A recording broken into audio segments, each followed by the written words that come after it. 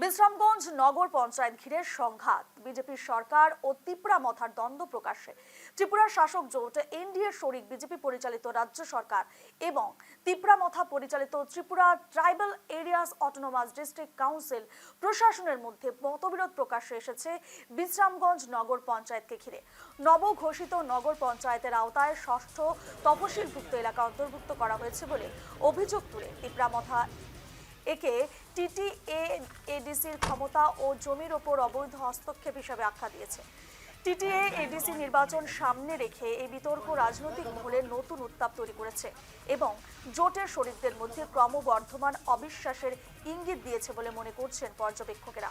শুক্রবার তিপ্রা মথার সুপ্রিমো প্রদ্যোৎ কিশোর দেব বর্মা প্রশাসনের বিরুদ্ধে তীব্র সমালোচনা করে বলেন, সঠিক মানচিত্র ছাড়াই প্রাকৃতিক সীমানা এবং ভোটার তালিকার ভিত্তিতে সীমা সম্প্রসারণের চেষ্টা হয়েছে।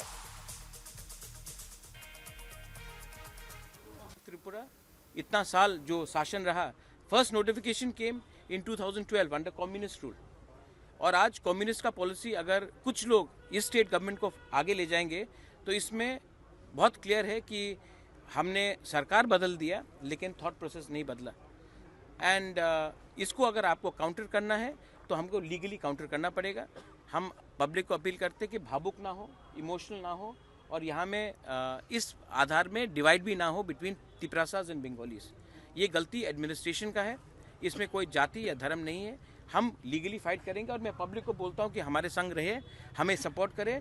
हम इलीगली 1 इंच भी ज़मीन नगर पंचायत का नहीं लेना चाहते हैं, और वैसे ही हम 1 इंच ज़मीन भी एडीसी का नगर पंचायत को नहीं देंगे। এ নিয়ে আমাদের ত্রিপুরার প্রতিনিধি আগরতলা থেকে প্রতিনিধি রয়েছেন ভোপাল চক্রবর্তী, তার এক প্রতিবেদন তুলে ধরবো আপনাদের সামনে এই মুহূর্তে। ত্রিপুরার সিপাহীজলা জেলার বিশ্রামগঞ্জ এলাকা সম্প্রতি নগর পঞ্চায়েতে উন্নীত করা হয়েছে এই অঞ্চলটাকে, কিন্তু অভিযোগ এডিসির বেশ কিছু জায়গা এই নগর পঞ্চায়েতের আওতাভুক্ত করা হয়েছে, যেটা সংবিধানের ষষ্ঠ তফসিল মোতাবেক হয়নি, কারণ এডিসির জায়গা নগর পঞ্চায়েতের আওতাভুক্ত হতে পারে না।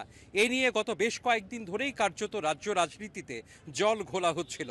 আজ প্রদ্যোৎ কিশোর দেব বর্মন সেখানে বিশ্রামগঞ্জে এসেছেন এবং মহকুমা শাসকের সঙ্গে কথা বলেছেন। কথা বলে যে মূল বিষয়টা তিনি তুলে ধরার চেষ্টা করেছেন যে মহকুমা শাসকের কাছে নাকি এই জায়গা সংক্রান্ত অ্যাকিউরেট ডিমার্কেশন যেটা সেটাই নেই। তো স্বাভাবিক কারণেই এটা নিয়ে একটা অচল অবস্থা তৈরি হয়েছে, একটা প্রশাসনিক সংঘাত কার্যত তৈরি হয়েছে ত্রিপুরা সরকার এবং এডিসি প্রশাসনের মধ্যে। এই অবস্থায় প্রদ্যোৎ কিশোর দেব বর্মন বলেছেন যিনি আদালতের দ্বারস্থ হবেন এবং এই সমস্যার সমাধানের জন্য আদালতের হস্তক্ষেপ চাইবেন।